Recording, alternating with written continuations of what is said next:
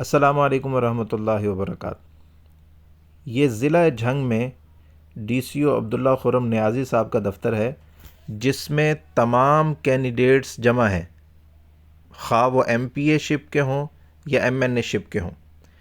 پاکستان میں اگر کسی نے صوبائی الیکشن لڑنا ہے، اس کے لیے ضروری یہ ہے کہ اس کا اس صوبے میں ووٹ ہو۔ اگر کسی نے قومی سطح کا ایم این اے کا الیکشن لڑنا ہے، اس کے لیے ضروری یہ ہے کہ اس کا ملک پاکستان میں کہیں بھی ووٹ ہو۔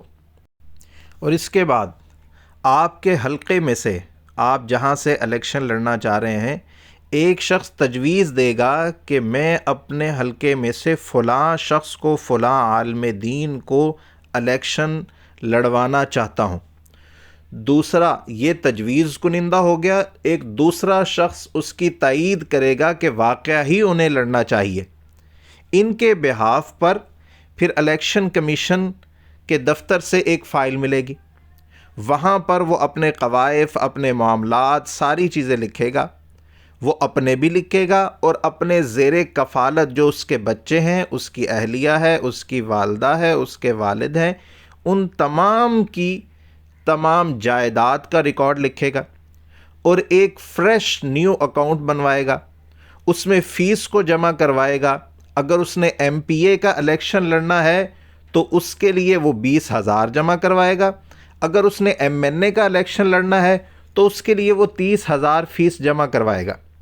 اور دو قسم کے کینڈیڈیٹ ہوتے ہیں، ایک ہوتا ہے جس نے الیکشن لڑنا ہے، دوسرے کو کورنگ کینڈیڈیٹ کہا جاتا ہے کہ خدا نہ خواستہ جس شخص نے الیکشن لڑنا تھا اس کے ساتھ کوئی حادثہ ہو گیا، کوئی بیماری لاحق ہو گئی اور وہ الیکشن نہیں لڑ پا رہا، تو وہ دوسرا شخص الیکشن لڑے گا۔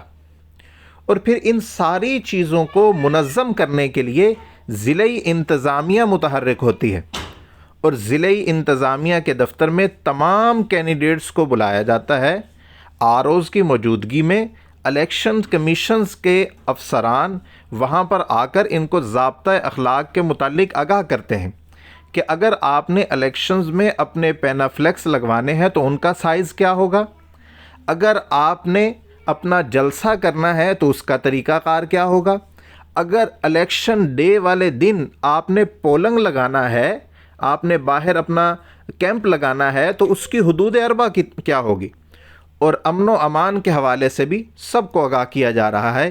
اسی حوالے سے جھنگ ڈی سی دفتر میں ڈی پی او صاحب کی موجودگی میں اس میٹنگ کو رکھا گیا۔